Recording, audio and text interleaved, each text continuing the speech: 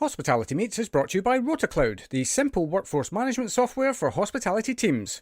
RotaCloud lets you create and share rotas, record attendance, and manage your team's annual leave, all in less time than it takes to make a brew. It can also make life easier for your staff, allowing them to check their rotas, request holiday, and even pick up extra shifts, all through the RotaCloud mobile app. Start your 30-day free trial today by visiting rotacloud.com/Phil and find out how much easier managing your team can be. Welcome to Hospitality Meets with me, Phil Street, where each week we take a light-hearted look into the stories and individuals that make up the wonderful world of hospitality. Today's guest is Franck Arnold, Managing Director and Regional Vice President of the iconic Savoy Hotel London. Coming up on today's show, Franck offers up one of his talents. I could sing you Hotel California. Phil gets trouser envy. Your trousers are amazing, by the way. And Franck tells us some of the amazing history of the Savoy London. His founder Gucci actually was an employee of the hotel from 1898 to 1903. All that and so much more as Franck chats us through his wonderful career journey so far. I love spending time with Franck, and he's so passionate about what he does, and listen out for some brilliant chat in here about the power of failure. So please don't forget to hit that subscribe button and tell everyone you know. Enjoy! And a huge Hospitality Meets welcome to the MD of the Savoy, and actually you've got another role now as well, as I understand it, Franck Arnold. Yeah, thank you very much, Phil, and thank you for giving me the opportunity to talk about our profession and our industry. Yeah, absolutely. Very excited to have you on. You are, of course, at the helm of, I suppose, one of London's old ladies within the luxury hotel scene. Yeah, I mean, we'll come into that actually as we go through the fullness of your journey, but how is life and business at the Savoy at the moment? Listen, Phil, first, it's not the old lady, it's one of the grand dames. That's better. This is yes. a little nuance, because the grand dame is still thriving. And we went through, like everyone else, through COVID, difficult times, had to close twice. The hotel had never closed before, except for its renovation in 2007. So when I took over the hotel in September of 2020, we had not yet reopened, and like for a lot of other hotels, a lot of our employees had left, had not come back, were not planning on coming back, and there was a lot of uncertainty, still people dying from COVID and travel restrictions, meeting restrictions, but we reopened, and we had to close 4 months later to reopen 5 months later. But, yeah, it's fun, wasn't it? But at that time, it gave us as well the opportunity to think differently and to do things that we normally otherwise wouldn't have done, such as creating a pop-up in the Savoy Court. We did a seafood bar and jazz outlet called Solas that we wanted to open for only 2 months. We kept it for 5. We did. We organized afternoon tea at home. So Savoy at Home was launched. We created new partnerships. One was with Gucci, which celebrated its 100th anniversary of the foundation of the House of Gucci. Why? Because its founder Gucci actually was an employee of the hotel from 1898 to 1903. Wow! And this is where he was inspired by fashion, by beauty, aesthetics, luggage, and clothing, etc. He went back to Italy, and a few years later created and founded the House of Gucci, which became what it is today. So when they were celebrating a 100th anniversary, we were not able to open inside. So Gucci transformed all the Savoy Court into a fashion show with classic cars, watching the fashion show live in Milan at the Savoy. And then we transformed our Royal Suite. It became the Royal Suite by Gucci, and launched a pop-up store with them and created all kinds of other programs. So although it took time to get back on our feet because business gradually came back, we were also able to bring the Savoy back with new offerings, such as the extension of our relationship with Gordon Ramsay, and which we've had for 20 years at the Grill. We extended that to the River Restaurant, and it's been very successful. Also transformed a former meeting space on top of the Grill into another restaurant called 1890. Gordon Ramsay wanted to pay homage to Auguste Escoffier, who started here in 1890, just a few months after the official opening of the hotel with César Ritz, and he felt that we needed to do something, and he created this restaurant, which received its first Michelin star early on this year. Yeah, I'd written that down as because I think one of the fascinating things for me about a property like this, I mean, it's been such a stalwart for the London landscape for so long, is how do you keep it relevant? Like, how do you continue to evolve with the increase in competition is just ridiculous. Every year, more and more and more. It is. So yeah, I mean, I suppose it sounds like in some weird way, COVID gave you the opportunity to think maybe a little bit creatively.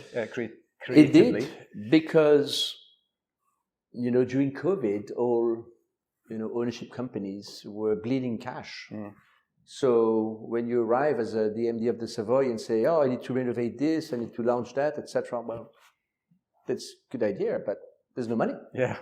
So small detail. It forces you to think differently and to find other ways to remain relevant, and also to do things differently, such as creating new partnerships that we did with Gucci, with Gordon Ramsay. Now we're going to relaunch another staple of restaurant business in London, which is called Simpsons in the Strand, which closed for COVID, and we're going to relaunch that with Jeremy King. Yeah. So that's a new partnership, and it's yet another and wonderful, exciting offering. And we've got two giants of the restaurant world, British restaurant world. One with Gordon Ramsay, the other one with Jeremy King, who very successfully relaunched the old Caprice into the Arlington, and has got another restaurant called The Park, which is going to open, I believe, very soon. And then the next project is Simpsons in the Strand by Jeremy King. And bringing this to life at the Savoy, this is where I had, respectfully corrected you when you say it's not an old dame, it's a Grand Dame. And the difference is that the Grand Dame is still very much alive, notwithstanding its age. It's 135 years of age. However, it's still thriving. It's thriving. The results are excellent. The guest satisfaction scores are higher than ever. The profitability is higher than ever. And you know that the Savoy is affiliated to Fairmont Hotels and Resorts, which is a group owned by the giant Accor. And we had our annual general managers meeting last week actually 2 weeks ago now in Istanbul. And the Savoy was awarded the Hotel of the Year, the Fairmont Hotel of the Year. Globally. 2023 globally. It's a worldwide recognition. Yeah. So how do we still compete with all these wonderful hotels that are opening? And, there are a number of them, and it's continuous. It's not ending. There will be more. And there are other hotels which are renovating. So if you look at our competitive landscape, we have a new Raffles, we have a new Peninsula, there's another Mandarin, there will be a St. Regis, there will be a Waldorf Astoria, there will be a new Rosewood, and other hotels renovating. And so you got the Ritz, you got Claridge's, you got the Hotel Emery, who's just opened. So, and you name it, and it's there, and it's vivid, which is great for the destination. It makes London still an extremely relevant destination for the international traveler, as well as for the national traveler. It continuously bring London back to life. Hence why we can't just stay, and rest on our laurels and just hope that because we've got one of the biggest name in the industry worldwide, the Savoy name is just not enough to remain relevant. We need to challenge ourselves, and we need to push the envelope, push the boundaries of what we've been doing so far, but without breaking the mold, without breaking the reason and the essence of what we're known for, which is extraordinary British hospitality. However, if we just content ourselves with this, this past, we will gradually become irrelevant and disappear, or be bought over, or sold, or etc. So in order to do that, we have to be conscious of a number of factors. Of course, the increase in supply in the marketplace is very important, and that's a fact. So we're going to have to share the demand with more hotels, which are actually beautiful, gorgeous, very well built and operated. But we have to take into consideration the political environment.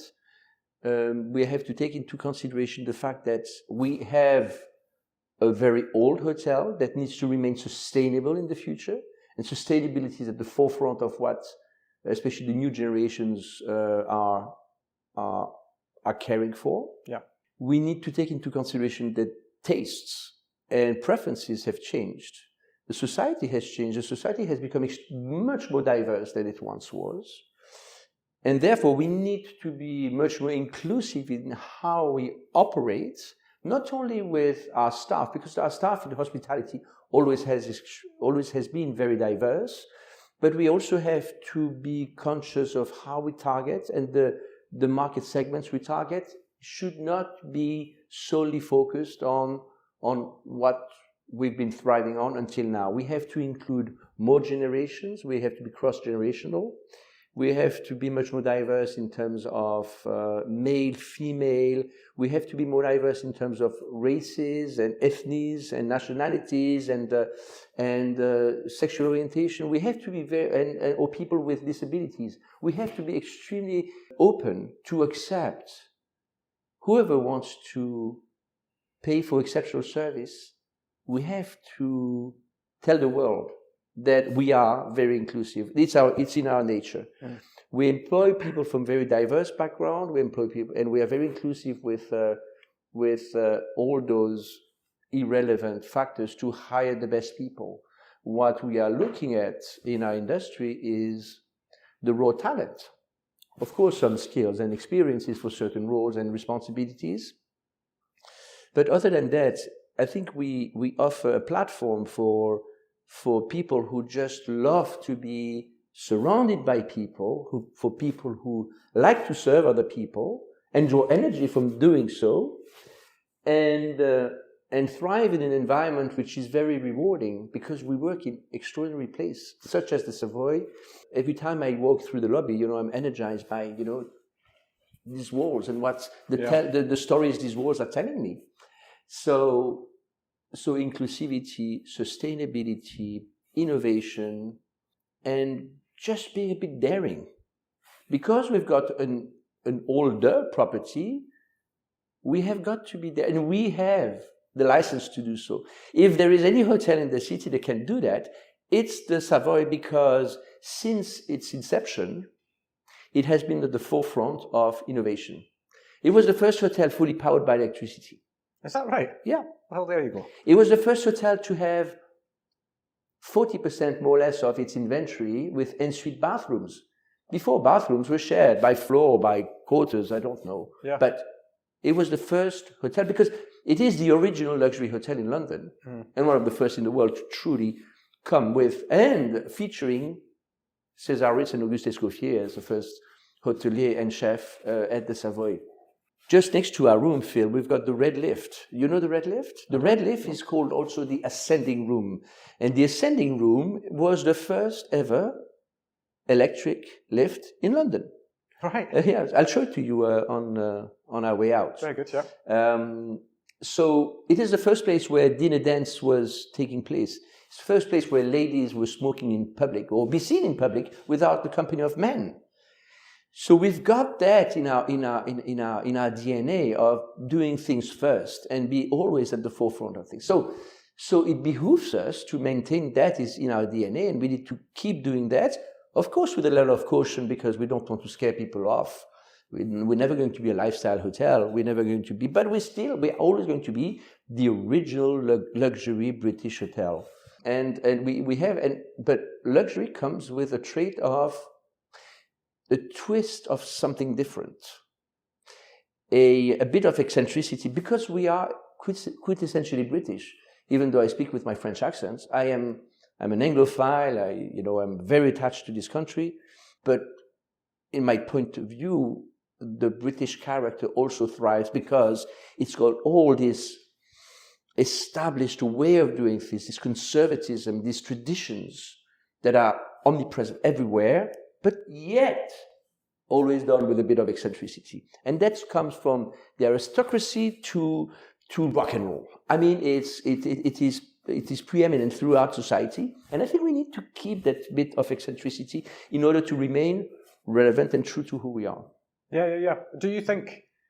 Because please don't take this the wrong way, but I look at the way that you present yourself. You've got a bit of charm and eccentricity about the way your trousers are amazing, by the way. Well, coming from someone with a slight Scottish accent, I take that as a compliment. Very much so, yes. Does that then mean, were you kind of always, and we haven't even got into your story yet, but do you feel you were always maybe destined to be here? Because you're such a wonderful extension of what the Savoy stands for and what it is also trying to be, and the fact that it's not resting on what it has. It's always looking to push and use that little piece of eccentricity. Because I think this is a question I find really fascinating with a lot of people that I speak to on the podcast, but just in day-to-day as well, is that sometimes it just feels like all roads lead here, and that you're supposed to be here, and this is the job that you were supposed to be doing. Yes. And I say this with confidence because when I was approached by a headhunter in 2020, it was just the onset of COVID. It was April or May of 2020 to know if I would be interested to move. I said, no, it's COVID. My hotel, it was the Ritz-Carlton back then in Toronto, is closed. But I've got a great hotel, great team. I'm successful with the ownership company, with the staff, with the community. Just bought a house. My two sons have started university in Canada. There's no reason for me to move. And she said, no, Frank, this is a game changer. Can we take you back to London? And I said, well, I love London, but there are too many things happening in my life here that, I can't just drop everything and change. I was driving to the hotel that morning, and when I received that call, and the headhunter told me, Frank, it's for the Savoy in London as MD and regional vice president. And I put my foot on the brake. Stop driving. I stopped, I parked, pulled over, said, okay, let's talk. Yeah. I knew at the time that, wow, this is, probably meant to be somehow. And it just felt right. It felt right because I had lived in the UK prior to that. Before Canada, I had lived in Scotland for 5 years. I was running the Balmoral. And then in the 90s, I had spent 2 years in London, early 90s, as my first 2 years of management trainee with Intercontinental. So I had already lived for 7 years in the UK before, and there I was familiar with the environment. I was familiar with not so much with the hotel, a lot by reputation. I had come here once. But when I heard the Savoy, I said, you know what? I'm at the right age with the right experience to be doing that. And so it felt right. It felt right. And, during my conversation, I had many conversations because it's a corporate structure with many brands and many levels. And it's an ownership structure with different companies, different people to decide. So many interviews, but it just felt right throughout. So when I started, I said, you know what? The hotel is not open. It's closed. It's COVID. The team is reduced, and we're going to bring back this hotel to the world. Yeah. And that was my mission. And as an MD of the Savoy, it feels like I'm a custodian of the legacy of, what's been happening for the last 135 years. And I'm still here trying to do my best to make sure that when I leave the Savoy, it's in a better shape than I found it. Now, that's not difficult because when I found it, it was closed. Yeah. Okay, so it's open then. It's already in a better place, but I would say compared with when it was operating before COVID, I need to make sure that it's still relevant. And the fact that we've been recognized 2 weeks ago by Fairmont Hotels and Resorts as the Hotel of the Year demonstrates that we've done a few things right. Yeah. So, no doubt. We're doing your journey in reverse at the moment. You've already highlighted that you were in Canada before this, the Balmoral before that. But I am going to do this properly now and take you all the way back to the beginning of your career. I'm sure we'll come back on to more stuff around the Savoy later in the chat. But how did you get into hospitality in the first place? Well, I'm not like you, Phil. I was not born in hospitality. I fell into it. And how did I fall into hospitality? I was basically almost a high school dropout.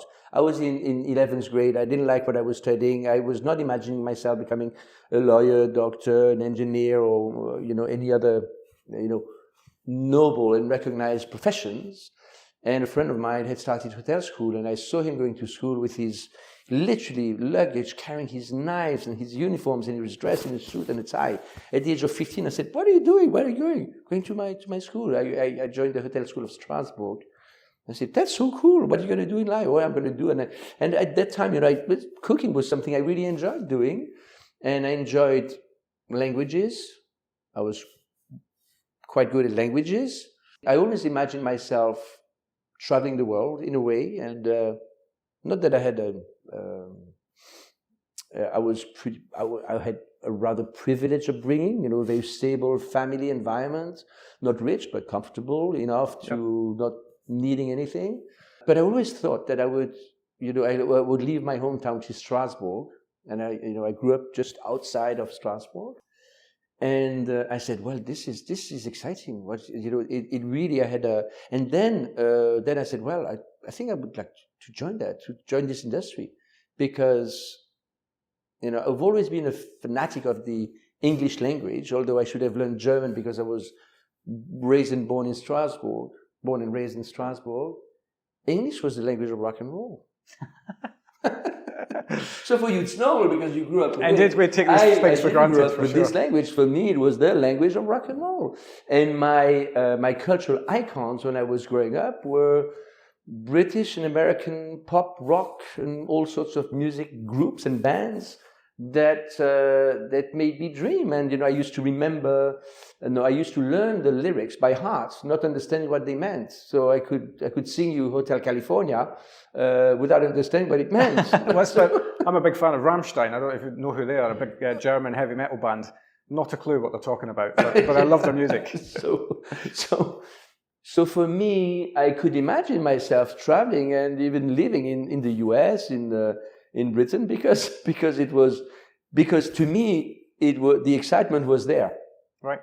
It was not for me in France, and it's a beautiful country, and I go back, my family's still there, but I chose to be here and to live here.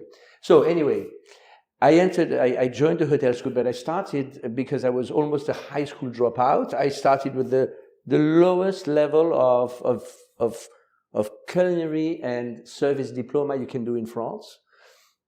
But as I absolutely adored what I was doing, and I did a stage and loved it.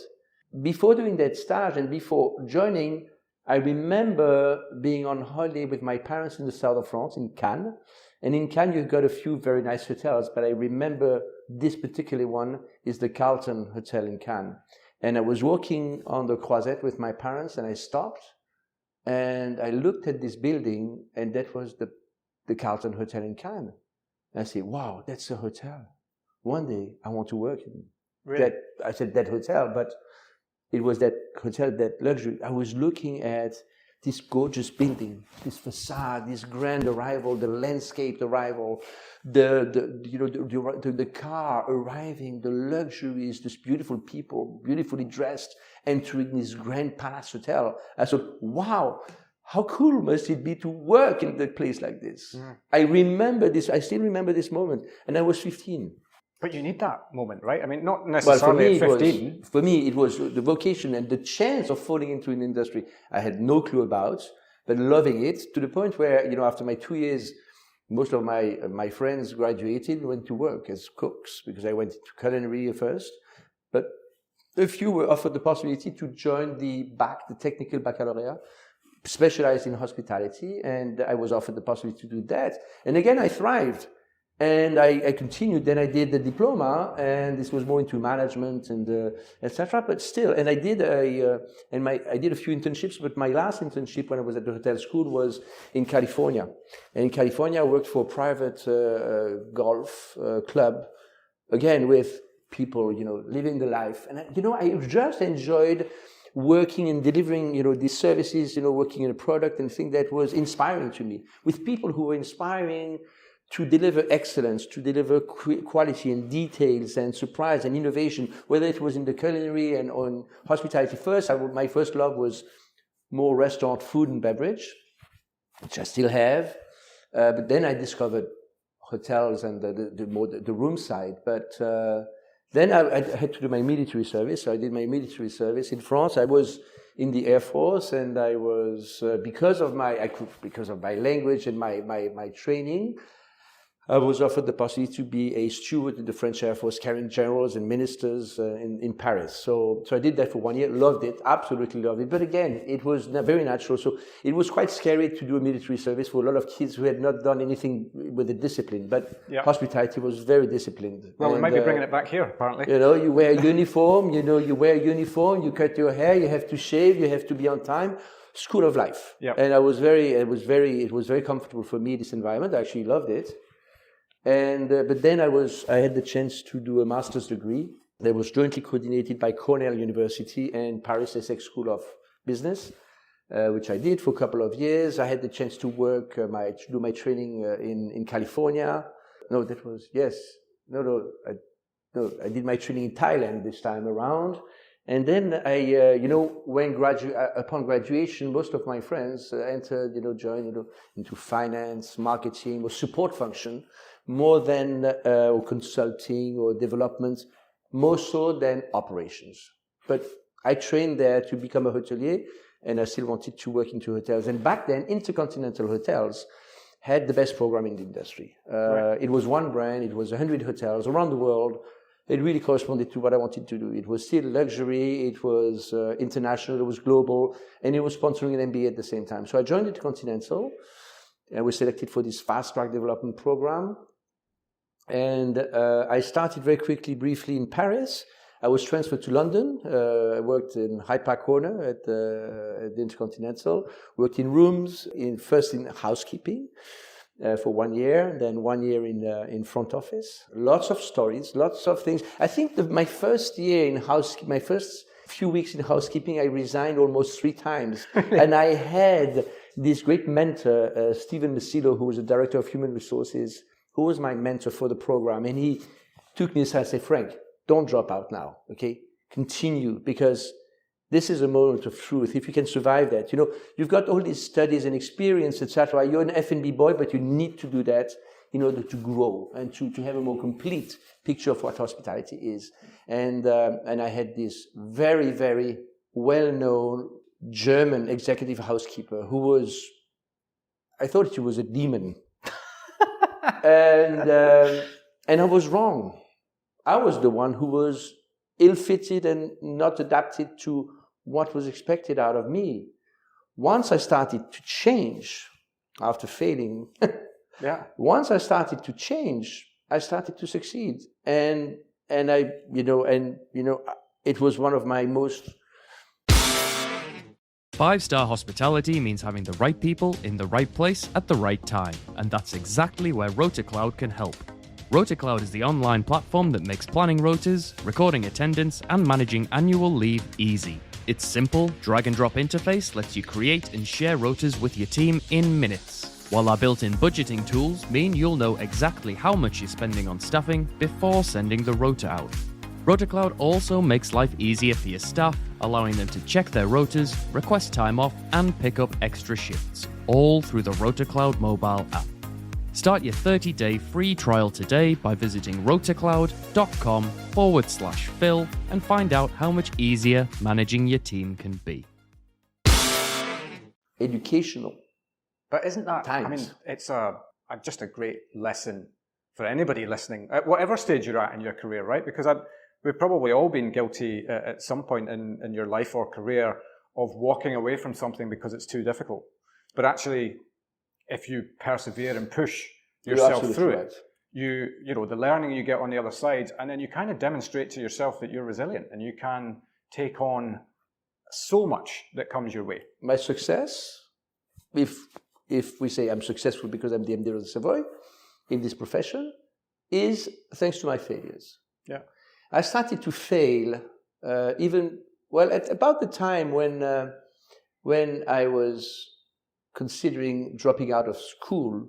I was also quite good at tennis. So I was playing in the regional finals and I lost. Decent standard. After having had 2 match points, I lost. Right. It was a big disappointment. I still feel it. Yeah. I'm still hurting. and then school, and then it's teenagehood. And finding hospitality gave me a chance to love what I do and do what I love, which is in hospitality, being surrounded by people in beautiful settings and having the chance to change, to discover, to have always something exciting. Not a day being similar to the next one. It always brings its fair share of novelty, and I attribute my success because, yes, I decided to change, uproot my family and move, etc. Because first I wanted to, because I find that exciting. But also when I did that later on in my life, because I was a fast-track trainee of Intercontinental, and it was written I would become a GM, etc. But you know what? I left to work. I left Intercontinental to join Four Seasons, and at Four Seasons the same thing happened. I had a legendary GM who I thought I could tame. Not at all. I was he could not tame me, and I was ill-fitted for what he was expecting from me. And the relationship didn't last, and that was a tremendous blow because since I had started, I always had successful move, transfer, promotions, and then suddenly, boom, in your face, failure. I bounced back by taking a smaller property as a GM, and had the chance to work for independent owners who trusted me with repositioning, transforming, renovating their hotel in Washington, D.C. Because that back then, I jumped, but within Continental, I moved from London to Athens, to Brussels, to Madrid, to Valencia, to New York. And in New York, I'm a hotel manager there, 2 years, but I'm not really the right person for Intercontinental anymore. I know I can do different things in different ways, but it had lost the spirit that I joined 13 years prior. And Four Seasons had that spirit. Yeah. And I really wanted to join that. And I was offered a position as a hotel manager in Chicago, which I accepted. And we moved to Chicago, and I think everything's going to be, everything's going to go well, etc. I'm the right guy, etc. Yeah. It was difficult. And but that also probably shows, because Four Seasons' reputation as an employer, somebody to work for, it's a great company. To this date, I'm not blaming anyone else than myself for failing. But this failure, even though it was a dream to work for that company and to start growing within Four Seasons, it was a dream for me because I did not identify myself with my previous company. So when I joined, I thought, yes, everything's going to go well. And it didn't go well. It didn't go well. I lost my job. I had to find another one. But that was a big failure because it's not only for your ego, because you take a blow and get back on your feet and you get on with your life. But it's also the fact that, at that time I was a father of 2 young boys, and I didn't have a green card, so it had to be on a visa, being in the US. So it was not a comfortable situation at all. Yeah. But what doesn't kill you makes you stronger. And I learned a lot of things, despite the short time I spent in Chicago with that property. I learned a lot. And one thing was sure is that I still wanted to work in hospitality. I still wanted to continue working in luxury. And at various times in my life, I was offered the possibility to step away, to work for a winemaker in Bordeaux, another time to open a tennis academy in Lebanon, another time to open a restaurant in Paris. And I always said, very interesting, very exciting, why don't I do that, etc. And I always ended up saying, no, I think, you know what, I like what I do, and I'm going to stick to what I do. Yeah. Yeah. But my career is defined by my career and true progress is defined by failure. But I'm so delighted that you've said that, and I don't mean I'm delighted you're a failure. I don't mean it in that way, but because I think a lot of the time, and this was certainly one of the, I suppose, objectives of having conversations with people like you, and as you quite rightly say, you're what people externally would perceive to be having huge success, because you can't arrive as MD of the Savoy by luck. That's got to be a coming together of your capability, you clicking with the right people at the right time, and all of that. Okay, that maybe that side of things is down to a little bit of luck. But actually, the message of, I think so many business leaders talk about this, the quicker you fail, the quicker you'll rise. Because as long as you accept the learning that comes with the failure and not just dismiss it out of hand and say, well. That's right. Luck is not. I was lucky when I fell into this profession. I was lucky because because I was not necessarily in the best time of my life, being a young teenager, not knowing what he wanted to do in life, not being okay at tennis, but not good enough to really make, I was a coach, but I did not imagine teaching tennis in my life. So falling into this profession was luck. Then progressing, that you need the character, the drive, you need to be willing to take some risk. If you don't take risk, you're not going to live. Yeah. You are going to do, and it's not, taking risk is not for everyone. Changing country, changing city, uprooting your kids to other schools, etc. It's taking a level of risk. But I found, we have one life. And every time we have an orientation program here, I say to the orientees or newcomers, I say, listen, I remember very clearly the day I started my career officially after studying with Intercontinental, being in the first orientation program. And I remember like it was yesterday. But I'm now 57, and it's been many, many, many moons since that happened. And I can tell you, life goes fast. Mm.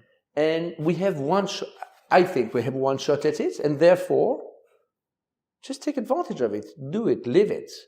Take risk, fail, jump back on your feet. It will bring so much more than just to choose something because it's a safe place. Yeah. So take advantage. If safety is what you want, yes, please do so. And you can be successful in hospitality as well, choosing one profession and sticking to it and staying true. We've got employees here who've been here for 40 years. And they're still perfectly happy and they're still thriving. And that's fine. Yeah. But for those who need a little bit of spice, this is a profession that can give you spice, because even at the Savoy you enter, or any other hotel of this caliber, you enter and you can do so many different jobs. You can work in rooms, in F&B, you can work in engineering, you can work in housekeeping, you can work in talent culture, HR, you can work in finance, you can work in sales and marketing, in events, in so many professions that it's, and especially for those younger kids who are in a high school and quite clever, but not necessarily very academic to do or willing to go to university, but have got the right attitude, the right pedigree to enjoy serving others, to like the finer details of producing beautiful food, cocktails, guest rooms, amenities, experiences. Love the fact of, this is a very rewarding industry. And I think I told you just before we started the podcast that we have now, we have embarked into a new program which is called Adopt a School, which is an initiative that was launched in Manchester. Now 36 hotels in Manchester have adopted a school, which is the right level for us to be engaged in hospitality in order to raise the profile of hospitality in the British public. Because to this date, it is not a noble enough profession in the eyes of many. And I'm saying this because we're still struggling to recruit at the right level from people who were born and raised here. It's still a difficulty we have. Yeah. And that I think we are also guilty, the industry is guilty as charged, because we have not made enough effort to talk about the industry and to speak about how exciting, how enriching, how versatile, how inclusive this industry is. Yeah. And now we have also started this program here in London. We've got 6 luxury hotels who have adopted a school, and we have adopted the Hampstead School located in Cricklewood, which offers us the possibility to speak and engage with these teenagers who may be in a position like I was 40 years ago, and excited about the possibility of a world of exception, and a world of experience, and a world of happening, such as hospitality. And I think we ought to do more. So we have adopted this school. We welcomed a group of 25, 30 kids last week. And it was wonderful to be engaged. And some, are not made for that. And you can see, not interested, but there were 5 of them. You could see the sparks. Yeah. The sparkle in their eyes. And that's 5 you didn't have when you woke up that morning. Absolutely. And you know what? The fact that we possibly inspired some of these kids to say, oh, wow, this is a cool industry. We welcome celebrities. we welcome very well-known politicians, actors, celebrities of all sorts. Yeah, I saw we serve them. Your post of, with Kiefer Sutherland sat at the bar the other night. Yes, the other day, 2 or 3 weeks ago, I had the chance here for a lunch of his whiskey. I had a nice long chat with Kiefer Sutherland. See, I'm just a hotelier. I'm the innkeeper on the Strand, and I have the privilege of talking to the extremely well-known, actor, comedian, now musician, and this wonderful gentleman. Unfortunately, lost his very well-known father, Indeed, yes, Donald Sutherland, 2 weeks ago, and that was a very sad moment. But those moments of this privilege, of course, and I won't do that every day, but I have the privilege, and other staff members, my colleagues also have the privilege of interacting with very, very well-known and successful people, but also with very normal people who are just coming to celebrate something extraordinary with us. Yeah. So we in hospitality, we're going to be meeting people who've just recently migrated to the UK and are working in our back of house departments in housekeeping because they still haven't developed enough knowledge of the language to go into other departments. So we are dealing with recent immigrants who speak little English, to kings, queens, and presidents, and this all that under one roof. Under one roof. Yeah. And every day is a different day. Every day we do something different. But even going back to what you said all the way back at the beginning of the chat around Gucci, and the story around that, it's amazing when you look through lots of hotels, not just here in the UK, but around the world, who have been privy to that type of thing. Big deals are done under the hotel roofs, I remember I had Joanne Taylor-Stagg on from the Athenaeum, and she talked about the fact that E.T. was edited in that hotel, and all of these things just happen as part and parcel of kind of your everyday life. But these are spectacular things that are happening out in the world. In the 1920s, the first radio transmission from Britain to the US, from London to New York. This was co-planned and organized between the Royal College of Engineering, IET, next door, with an engineer called Marconi. You remember the Marconi, the engineer? Yeah. And the Savoy as a place where it would happen, and the BBC coordinating the radio transmission, and that took place here at the Savoy, the first radio transmission, with the Savoy band called the Savoy Orpheans, a big band that was in residence at the Savoy. But so that's only 100 years ago, and that was the first radio transmission. If you ask a younger audience, they don't even know what a radio is. They don't. Yeah. But it's only 100 years ago when this kind of, wave communication started. It's only 100 years old. Yeah. And it happened at the Savoy. And so the place of things of the first, when, this is a very highly storied hotel, and many, many books have been written on it. Many films have been filmed here. And it's still to this date, this is a great backdrop for see how they run was filmed here 2 years ago. Oh, actually, it was filmed during COVID, but featured 2 years ago, and it was a wonderful movie and film that featured the hotel as a background for the scene of the mouse trap, which is still being featured. It's the longest standing play in London. The mouse can't trap. Can't reveal the ending. Yeah, apparently. That's you're sworn to secrecy, aren't you? If you go and watch that. So it's constant. It's constant of having surprises. Then you have a coronation. You have the funeral of late Her Majesty the Queen, and then for the funeral you have heads of states staying, and one of them, because it's public, I can talk about it. But President Macron of France was here with his wife and his security, details. And so we have the chance of welcoming this caliber. The Prince of Wales, who is the patron of the Tusk Foundation. Tusk is a charity that takes care of preserving the biodiversity in Africa, and he's been the patron of this association, this charity, for 10 years. So I had the chance to welcome Prince William. Who am I? This little guy from Strasbourg, and I have the chance to warmly welcome, royalty at the Savoy. So Now, and I'm not the only one, because a lot of the staff members were there. When we received Macron, we did a wall of, welcome.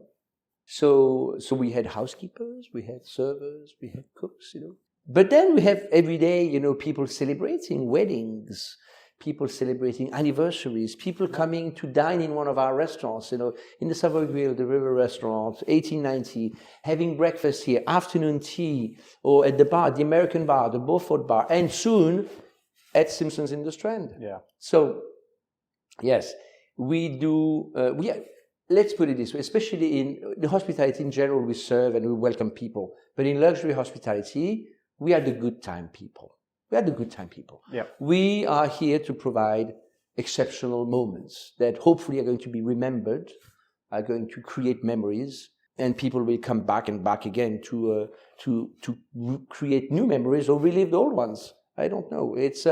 But that's what we do. And for those, and especially, I'm thinking of people who like the idea of being surrounded and drawing energy by surrounded by people. And, we, of course, it requires skills, and the kitchen requires skills in accounting, in marketing, in the restaurants. It requires skills, but you can acquire those skills. Yeah. And you can acquire those skills and work in an environment. And, I think we need to demystify the fact that the hotel industry has a reputation for exploiting people, not paying people. It's not true. No, I agree. It's not true anymore. Yeah. It used to be. When I started, it was.